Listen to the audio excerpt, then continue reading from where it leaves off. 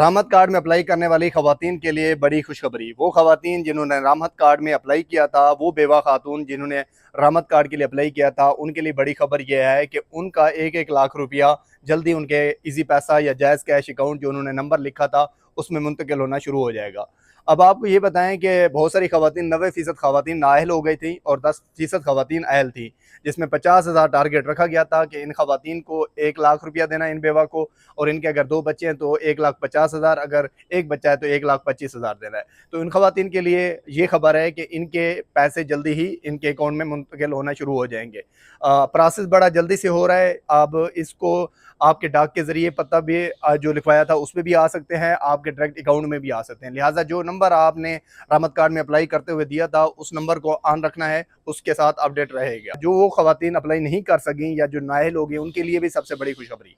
उनके लिए ये खबर है कि राहमत कार्ड फेज़ 2 का जल्द आगाज़ होने वाला है, जिसमें आपको दोबारा ये चांस मिलेगा कि आप राहमत कार्ड में दोबारा अप्लाई कर सकती हैं। दोबारा अप्लाई किस तरह होगा? आपने अपने डॉक्यूमेंट्स कंप्लीट रखने हैं। बेवा ने अपना जो शनाख्ती कार्ड है, अपडेटेड शनाख्ती कार्ड वो रखना है। अपने हस्बैंड का डेथ सर्टिफिकेट रखना है। इसके साथ साथ अपने बच्चों के बेफार्म रखने हैं।